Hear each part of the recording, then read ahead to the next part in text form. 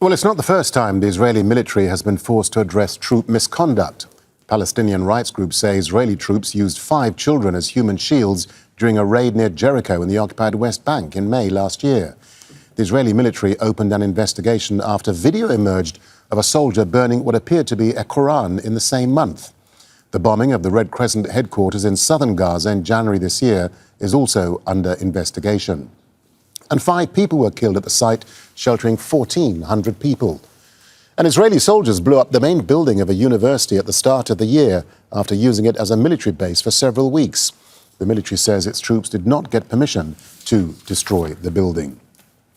Well, let's bring in Anthony Loewenstein, an independent journalist and author of the Palestine Laboratory. That's a book on Israel's arms and surveillance industry. He joins us live from Sydney. Anthony, always good to have you with us here. So let's remind our viewers to start with that this sort of brutality and abuse of Palestinian civilians by the Israeli military has been happening across the West Bank for decades. Are we surprised when we see this sort of inhumane treatment of a wounded Palestinian?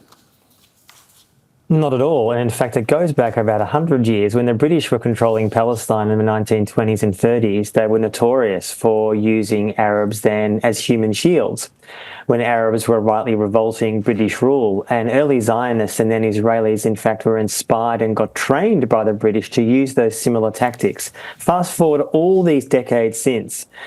And as you say, there's a long history of Israeli troops in the West Bank, in Gaza, indeed in Israel itself, of using Palestinians as human shields. And this, I think, goes to the heart of what the occupation does to a population. It dehumanises them. So the idea of doing this, when the IDF says in response, it breaches our values, there are no values under occupation. By definition, one's values are broken under occupation, and Israel's been occupying Palestine for over half a century. So no, we can't be surprised. The issue is more what is being done to try to stop these outrages, and not much. Yeah, and that's an important point you make, Anthony. I mean, we can't argue with the facts, can we? I mean, over 550 Palestinians have been killed by Israeli soldiers across the West Bank since the war in Gaza began. That's just October the 7th last year. So tell us a bit more about the history of these Israeli counter-terrorism tactics and where they come from.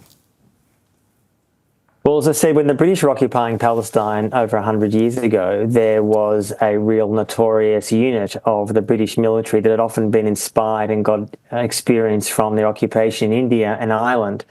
And they were incredibly brutal against Arabs who were revolting, particularly in the 30s, against ridiculously outrageous British rule. And early Zionists, before the Israeli state in 1948, were getting training and working with those British. And the time that there was the 1948 war, which of course was the Nakba, but also Israel's birth, many Arabs were so depleted from those years of fighting the British that the Israelis, with essentially British help, were able to take control. And you fast forward all these decades since, there was massive brutality between 1948 and 1967 before an official occupation. Yeah. 1967 happens, of course, there was an occupation for the last 50 plus years. And the brutality in the West Bank and Gaza has been really not just learnt from the British, but now is learned from other soldiers as far more right-wing and far-right soldiers become the norm.